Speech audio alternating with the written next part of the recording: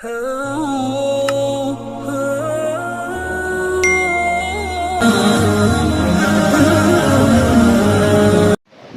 ونصلي على رسوله الكريم اما بعد فاعوذ بالله من الشيطان الرجيم بسم الله الرحمن الرحيم اقترب للناس حسابهم وهم في غفلة معرضون ما يأتيهم من ذكر من ربهم محدث إلا استمعوه وهم يلعبون لاهية قلوبهم وأسروا النجوى الذين ظلموا هل هذا إلا بشر مثلكم أفتأتون السحر وأنتم تبصرون قال ربي يعلم القول في السماء والأرض وهو السميع العليم۔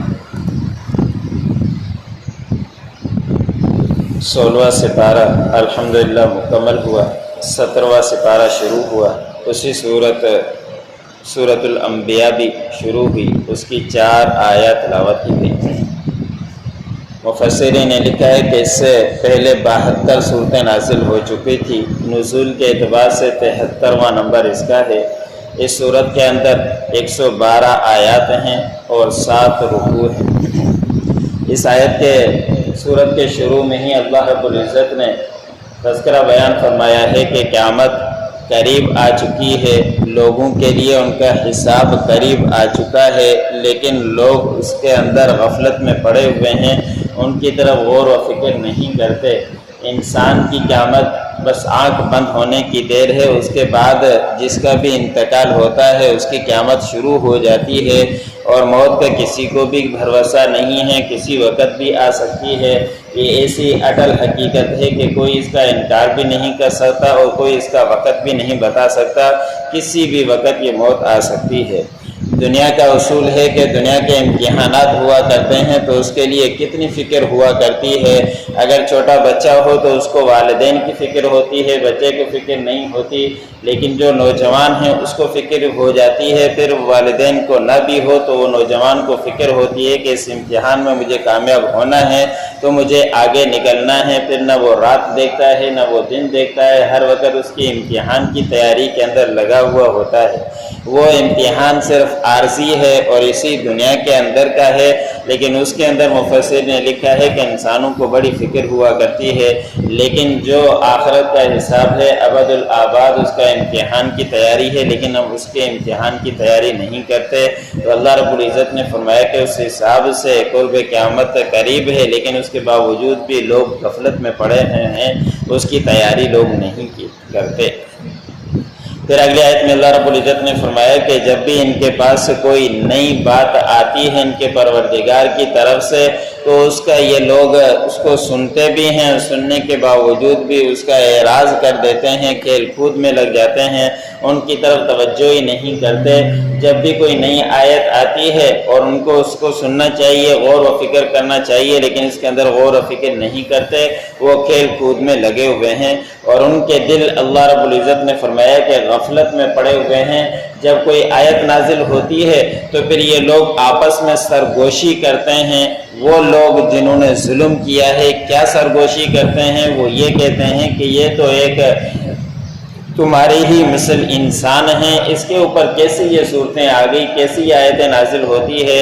اور یہ انکار حضرت نوح علیہ السلام سے لے کر مشرکین کا چلا ہوا آ رہا ہے کہ نبی کو بشر نہیں ہونا چاہیے، انسان نہیں ہونا چاہیے، کوئی اور مخلوق ہو۔ اسی بات کا کافر انکار کیا کرتے تھے، مشرکین بھی انکار کیا کرتے تھے کہ یہ ہماری ہی طرح ہے، بازاروں میں چلتا ہے، کھاتا ہے، پیتا ہے، یہ کیسے نبی ہو سکتا ہے؟ حضور صلی اللہ علیہ وسلم کے بارے میں صحابہ اکرام نے گھر کے اندر جا کے پوچھا تھا کہ باہر کی کیفیت تو ہمیں آپ صلی اللہ علیہ وسلم کی معلوم ہے، ہمیں عائشہ گھر کی کیفیت کے بارے میں بتلاؤ کہ گھر کے اندر آ کے کیا کرتے تھے؟ تو حضور صلی اللہ علیہ وسلم کے بارے میں اما عائشہ فرماتی کہ گھر کے اندر آتے، اپنے کپڑے اگر سینے ہوتے سوئی کے ذریعے سی لیتے، اگر چپل سینی ہوتی سی لیتے، کبھی جھاڑو لگانا ہوتا تو گھر کا کام کر لیتے، اور بکری سے دودھ نکالنا ہوتا وہ بھی کام کر لیتے۔ گھر کے اندر یہ کیفیت تھی کہ سارے کام اپنے ہاتھ سے ہی کیا کرتے تھے، باہر والوں کو باہر کا معلوم تھا۔ تو یہی مشرک لوگ اعتراض کیا کرتے تھے کہ یہ انسان نہیں، کوئی اور مخلوق ہونا چاہیے، اور یہی اعتراض نوح علیہ السلام سے لے کر حضرت صلی اللہ علیہ وسلم تک چلا ہوا آ رہا ہے۔ پھر اللہ رب العزت نے ان کے جوابات دوسرے مقام پر دیے ہیں کہ اگر کوئی اور مخلوق ہوتی تو اللہ رب العزت بھی کسی اور مخلوق میں سے نبی بنا کر بھیج دیتے، تم ہی انسان ہو تو تم ہی میں سے نبی بنا کر بھیجنا ہی ضروری تھا تاکہ تمہارے ہر طرح کا احساس بھی تو نبی کو ہو سکے۔ اگر نبی فرشتہ ہوتا، نہ اس کو بھوک کا پتہ، نہ اس کو اولاد کا پتہ، نہ اس کو کسی اور چیز کا پتہ، وہ تمہارے کی کیسے تعلیم کرتا، کیسے سمجھاتا، پھر تم بھی اس کا انکار کر دیتے کہ ہماری طرح ہوتا تو ہم اس بات کو مانتے۔ تو یہی لوگ اعتراض اسی بات کا کیا کرتے تھے کہ ہماری طرح انسان ہیں، اس کی ہم بات کیسے مانیں۔ پھر وہ یہ بھی کہا کرتے تھے کہ یہ تو ایک جادو لاتا ہے، تو اس جادو کو ہم کیسے مان لیں، حالانکہ تم لوگ دیکھتے بھی ہو کہ یہ کیسے کیسے باتیں ہمیں دکھلاتا ہے اور جادو ہی دکھلاتا ہے۔ حضور صلی اللہ علیہ وسلم کے جواب میں فرمایا کہ میرا رب جانتا ہے اس بات کو، آسمانوں میں بھی اور زمینوں میں بھی جو کچھ تم کہتے ہو، اور وہ سننے والا ہے اور جاننے والا ہے جو کچھ تم سرگوشیاں آپس میں بیٹھ کر کرتے ہو۔ اقترب للناس حسابهم، قریب ہو چکا لوگوں کے لیے ان کا حساب، وهم فی غفلۃ معرضون، اور وہ غفلت میں پڑے ہوئے ہیں، اعراض کر رہے ہیں۔ ما یأتیہم من ذکر من ربہم محدث، نہیں آتی ان کے پاس کوئی نصیحت ان کے رب کی طرف سے نہیں، الا استمعوہ، مگر یہ کہ وہ اس کو سنتے ہیں، وہم یلعبون، اور وہ پھر کھیل کود میں لگ جاتے ہیں۔